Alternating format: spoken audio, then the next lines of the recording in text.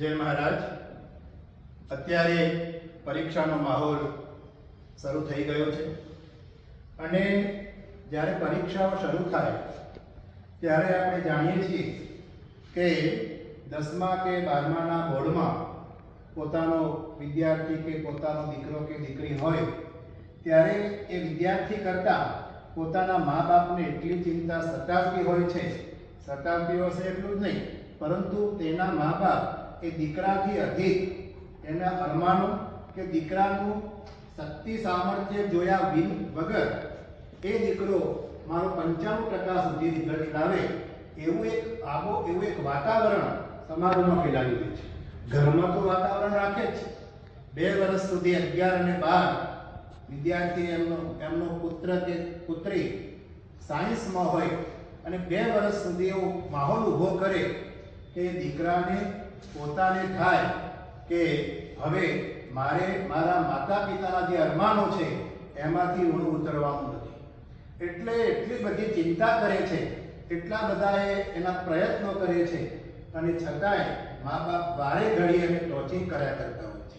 કારણ કે એને એના દીકરા ઉપર જાણે કે યુદ્ધની લડાઈમાં છેલ્લો વિજય પ્રાપ્ત કરીને રાજ્યને પોતાના હસ્તક કરવાનું હોય, એને રાજા બની જ જવાનું હોય, એટલું બધું એના ઉપર ટોચિંગ કરે છે કે વિદ્યાર્થી ખૂબ મહેનત કર્યા છતાં જ્યારે પરીક્ષા આવે છે ત્યારે પરીક્ષામાં બેસે છે, પેપર પ્રશ્નપત્ર જ્યારે એના હાથમાં આવે છે ત્યારે તેને પેલી ચિંતા સતાવે છે કે મારી મા કે મારા પિતાશ્રીએ ઘરમાં, કુટુંબમાં, સમાજમાં બધે છેલ્લા 2 વર્ષથી મારો દીકરો 95% લાવશે, મારો દીકરો સ્કોલર છે, 90% ઉપર એનું રિઝલ્ટ આવવાનું છે, એવું એક વાતાવરણ, એવું એક હવા ફેલાઈ દીધી હોય છે કે જેને કારણે એ દીકરો જ્યારે પેપર આપવા બેસે છે ત્યારે પરીક્ષામાં એને ધાર્યું પરિણામ પ્રાપ્ત થઈ શકતું નથી।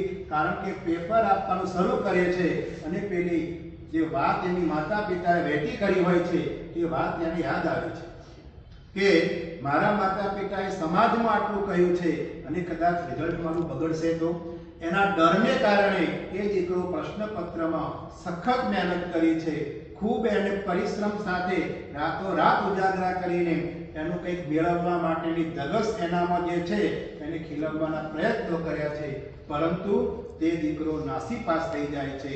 એના કારણે એને જે આવડતું હોય છે તે ભૂલી જાય છે અને પોતાના માતા પિતાના જે અરમાનો છે એ અરમાનો એને સફળ ન થતા હોવાનું ત્યારથી જ લાદવા માંડે છે। એટલા માટે આપણે જાણીએ છીએ કે જ્યારે 12માના બોર્ડનું રિઝલ્ટ આવે ત્યારે અત્યારે સરકારે પણ જે આપણે કેનાડો હોય ત્યાં આગળ પોલીસ તે રાખવામાં આવે છે, કારણ કે આવા જે દીકરાઓ છે, આવી જે દીકરીઓ છે, એમને માતા પિતાના અરમાનો 90% ઉપરની જે ભાવના સમાજમાં ફેલાવેલી જે એમનામાં રહેલી જે વિશેષ એમના અપેક્ષાઓ, એ અપેક્ષાઓમાંથી જ્યારે રિઝલ્ટ આવે ત્યારે કદાચ 50%નું હોય, 60%નું હોય ત્યારે દીકરા કે દીકરીને થાય છે કયા મોઢે ઘેર જવું। એટલા માટે તે ન કરવાનું કરે છે, પરીક્ષા કરવાનું કરી બેસે છે ત્યારે માતા પિતાને જે અરમાનો હોય છે તો ઠીક, પરંતુ દીકરો કે દીકરી ગુમાવ્યાનું એટલું બધું દુઃખ હોય છે કે વેદના સમાજમાં જ્યારે વ્યક્ત કરે તો સમાજ તો એમને ગાંડો જ કહેવાનો છે, કારણ કે પોતાના દીકરા કે દીકરીની શક્તિઓ છે એ શક્તિઓ ઉપર એમને તરાપ મારી હોય છે, એ તરાપ દૂર હવે થઈ શકે તેમ નથી, કારણ કે તેમનો દીકરો કે દીકરી એમની પાસે હવે હોતા નથી। માટે હું મારું તમને કહું તો હું જ્યારે 10મામાં અને 12મામાં ઉત્તીર્ણ થયો સારી રીતે, પરંતુ પિતાની છત્રછાયા મેં 8મામાં ભણતો હતો ત્યારે ગુમાવી દીધેલી। એક ભાઈના ત્યાં હું 11 અને 12 એમના ત્યાં રહીને કર્યું મેં। એ ભાઈનો સપોર્ટ કદાચ ન હોત તો હું આટલે ન પહોંચી શક્યો હોત। વેપારી બનવા માટેનું કે આપણા ઘરમાંથી કોઈ વેપારી બને એટલે એમને મને ઘાટ ઘડવા માટેનો કારીગર બનવા માટે મોકલ્યો, પરંતુ કુદરતનું કંઈક એવું હશે સંકેત કે હું ઘાટ પણ શીખી ગયો અને સારો વ્યવસાય કદાચ કર્યો હોત તો અત્યારે હીરાની દુર્દશા છે એ આગળ ન વધી શક્યો હોત। અને એ જ સમયમાં અમારા ગામની બાજુના શહેરમાં એક કોલેજ બની અને કોલેજના પ્રોફેસર અમારા પિતરાઈ ભાઈ એ મને ઘેર કહેવા આવ્યા કે હવે કોલેજ બની છે તો કોલેજમાં તારે એડમિશન લેવું જોઈએ, આટલું ઊંચું રિઝલ્ટ 12મામાં છે, તારે કોલેજમાં આવવું જોઈએ. અને એમના પ્રેરણાથી હું કોલેજ દાખલ કરી અને કોલેજમાં 12મા સુધી જે વિષય મારે હતો જ નહીં એવા સંસ્કૃત વિષયને મુખ્ય રાખ્યો અને કોલેજમાં 3 વર્ષ સુધી ત્યાં ભણ્યો અને 3 વર્ષ સુધી કોલેજમાં ઉચ્ચ રિઝલ્ટ પ્રાપ્ત કર્યું. અને 1 થી 5 નંબરમાં હરેક પરીક્ષામાં મારું સ્થાન હોય એવું મારી ધગસ પ્રેરણા જાગી. અંદરનો આત્મા તો કહેતો હતો કે મારે કંઈક કરવું છે. માતા તો પિતા તો 8મામાં હતો ત્યારે છત્રછાયા ગુમાવી હતી, પરંતુ માતા આમ નિરક્ષર પરંતુ સાક્ષરને પણ શરમાવે એવી એમનામાં વિવેક બુદ્ધિ સાથે એવી એમનામાં એક આગવી લગન કે જેને કારણે એક પ્રેરણાત્મક પાત્ર કહી શકાય એવું મારી માતા કે જેઓ બહુ જ વસ્તારી અમારું કુટુંબ અને બધાને સારી રીતે સારી ભાવનાથી અમને તો ઉછેર્યા, કોઈ બહારના પણ કોઈ આવે તો એમને પણ વિશેષ રીતે એમને રાખવાની પ્રેરણા એમનામાં હતી. અને એમને મને કોઈ જાતનું દબાણ કર્યું નહીં. હું કોલેજ કરું છું એટલી જ એમને ખબર, હું 12મામાં ભણું છું એટલું જ એમને ખબર, હું રિઝલ્ટ લાવું એટલે ખબર પડી કે ફર્સ્ટ ક્લાસ આવ્યો છે એટલું જ એમને રિઝલ્ટની ખબર, ડિસ્ટિંક્શન માર્ક્સ 12મામાં આવ્યા હતા એટલે જ એમને ખબર કે મારો દીકરો સારું ભણે છે, સારું રિઝલ્ટ લાવ્યો છે. કોઈ જાતનું કોચિંગ નહીં, કોઈ જાતનું દબાણ નહીં, ભણવા પ્રત્યેની ભણે છે, કોલેજ કરે છે એવી જ ભાવના, પરંતુ એમને મારા ઉપર એક વિશ્વાસ હતો, એ વિશ્વાસ મેં સર કર્યો. અને 3 વર્ષ પછી એમએ પછી હું જ્યારે પીએચડી મારે કરવું હતું ત્યારે મને 3 પ્રોફેસરોએ સામેથી કહ્યું કે મારા માર્ગદર્શનમાં પીએચડી તું કર. એટલું મારામાં એમને ક્ષમતા જોઈ હશે, પરંતુ મારા મનમાં એવું હતું કે પીએચડી કરવાથી થોડું ખર્ચ થાય એટલે કદાચ નોકરીનો યોગ થાય અને પછી હું પીએચડી કરું, એટલે મેં થોડી ધીરજ કરી. એટલામાં એક સાહેબનો સામેથી મને ભણાવતા હતા એમનો ફોન આવ્યો કે અમદાવાદમાં એલડી ઇન્ડોલોજીમાં એકલો છું હું, તારી મારે જરૂર છે, તું મારા ત્યાં આવી જા. એલડી ઇન્ડોલોજીમાં નાનું મોટું કામ પણ કરજે અને પીએચડી પણ ચાલુ કરાવીશ. કાનજીભાઈ પટેલ એમનું નામ, પ્રિન્સિપાલ હતા અને પછી ભાષા ભવનમાં અધ્યક્ષ તરીકે રહ્યા. એમણે મને એમના ત્યાં બોલાવ્યો. લગભગ 1 વર્ષ આસપાસ એમના ત્યાં રહ્યો હશું. ઇન્ડોલોજીમાં થોડું કામ કર્યું અને પછી એક ગોઝારિયા કોલેજમાં એક અધ્યાપક, સંસ્કૃતના અધ્યાપકની જગ્યા આવી અને એમાં મેં એપ્લાય કર્યું. સાહેબના આશીર્વાદ લીધા, માતાના આશીર્વાદ લીધા, ભાઈઓના આશીર્વાદ લીધા, ઇન્ટરવ્યુ આપવા ગયો. ઇન્ટરવ્યુમાં 192 ઇન્ટરવ્યુમાં પ્રતિભાગી હતા, સ્પર્ધકો હતા.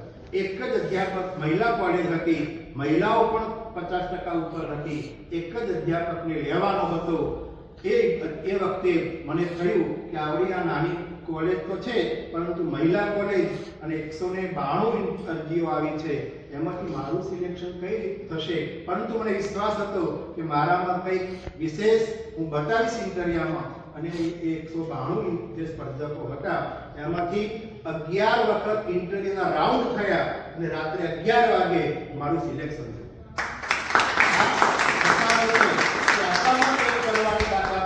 આપણે કંઈક કરી ચૂકતા હોઈએ, આપણામાં કંઈક વિશેષ પામવાની ઈચ્છા હોય તો સામેથી એ પ્રાપ્ત થતું હોય છે.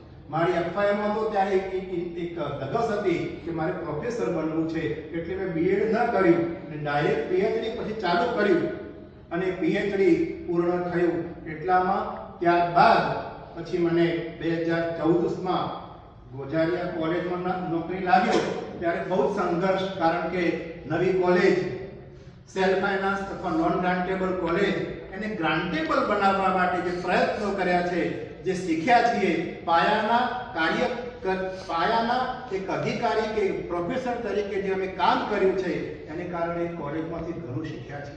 અને એ કોલેજમાં ગ્રાન્ટેબલ થઈ, ગ્રાન્ટેબલ બન્યા પછી સોમનાથ સંસ્કૃત યુનિવર્સિટીમાં એસોસિએટ પ્રોફેસર તરીકેની પોસ્ટ બહાર આવી અને એમાં મેં એપ્લાય કર્યું. સંસ્કૃત મીડિયમમાં ભણાવવાનું હોય, સંસ્કૃત યુનિવર્સિટી ગુજરાતની એકમાત્ર યુનિવર્સિટી, એમાં મેં એપ્લાય કર્યું અને ત્યાં આગળ પણ મારું સિલેક્શન એસોસિએટ પ્રોફેસર તરીકે 2014માં થયું. ત્યાર પછી ત્યાં પ્રોફેસર તરીકેની પણ એસોસિએટ પછી 3 વર્ષે પ્રોફેસર તરીકેની પણ ત્યાં મારી નિયુક્તિ થઈ અથવા તો મને પ્રમોશન મળ્યું. અને ત્યાં મારું કાર્ય જોયા પછી જે કુલપતિ સાહેબ હતા એમને મને રજિસ્ટ્રાર એટલે કે કુલ સચિવ તરીકેનો ચાર્જ આપ્યો અને કુલ સચિવ તરીકે પણ મારા જે શક્તિ સામર્થ્ય હતું તે પ્રમાણે મેં ઉત્તમ કાર્ય કરવાની એક ધગસ મારી હતી અને મેં ત્યાં આગળ અપનાવી અને મેં મારા શક્તિ પ્રમાણે કુલ સચિવ વહીવટી અધિકારી તરીકેનું કાર્ય કર્યું.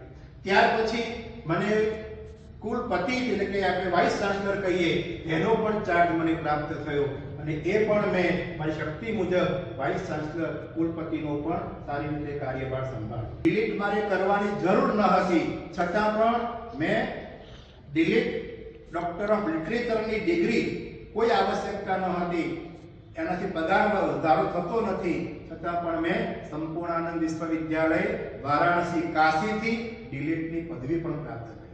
માતા પિતા આજના માતા પિતા વિદ્યાર્થીને ટોચિંગ કરે છે. વારંવાર એને 10મામાં કે 12મામાં હોય ત્યારે તો એને બહુ જ પરેશાન થઈ જતો હોય છે વિદ્યાર્થી. એટલા માટે આજનો વિદ્યાર્થી આત્મહત્યા તરફ ફેરાય છે, આત્મહત્યા તરફ પ્રેરાય છે. કારણ શું કે એને સમાજમાં એના માતા પિતાએ એટલો બધો એને રગદોળી નાખ્યો હોય છે કે મારો દીકરો તો આટલું રિઝલ્ટ લાવશે, મહેનત પણ કરતો હોય છે બિચારો કે બિચારી, પરંતુ જ્યારે માથામાં એને 2 વર્ષ સુધી મા બાપે જે એના ઉપર આક્રમણો કર્યા હોય છે ટોપર તરીકેના, એ આક્રમણો એને પરીક્ષા વખતે એવું સતાવતા હોય છે કે પરીક્ષા જ્યારે આપવા બેસે છે ત્યારે તે સારું રિઝલ્ટ પ્રાપ્ત કરી શકતું નથી. દોસ્તો, આપણામાં એક વિશેષતા હોય ત્યારે આપણે સારું રિઝલ્ટ પ્રાપ્ત કરી શકીએ ત્યારે કે આપણે નિશ્ચિંતપણે પરીક્ષા આપીએ. આપણા મા બાપ કે સમાજને દૂર રાખીને પોતાના મહેનતથી, પોતાના ખંતથી, કોઈ જાતના ટેન્શન વગર જ્યારે આપણે પરીક્ષા આપીશું ત્યારે તે પરીક્ષામાં સફળતા પ્રાપ્ત થશે.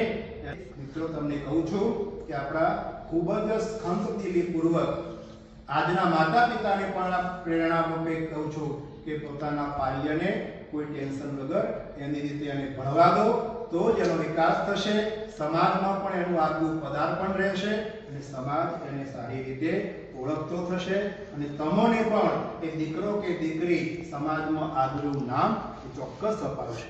માટે આજના માતા પિતા હજુ આધુનિક યુગમાં આધુનિક એટલા ન બનો કે તમારો દીકરો કે દીકરીને તમે ખોઈ બેસો.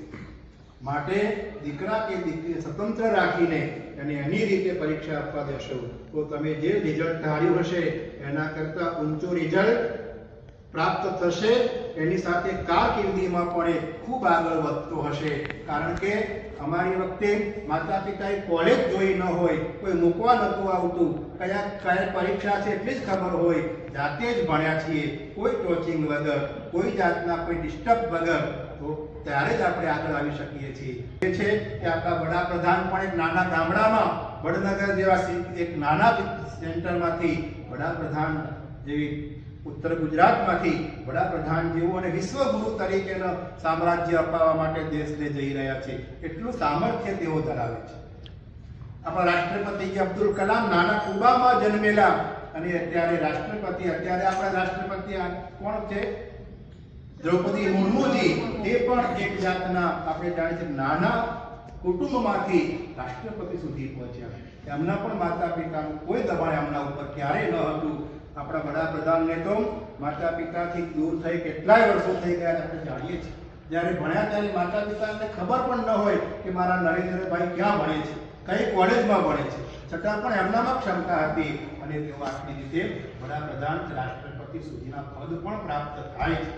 માટે આજના માતા પિતાને કોચિંગ વિદ્યાર્થી કે પાલ્ય ઉપર ન કરે અને પોતાની એની ક્ષમતા છે એ ક્ષમતાને વિસ્તૃત રીતે ખીલવવા માટે એને માહોલ આપે. વિદ્યાર્થી સ્વતંત્ર રાખો.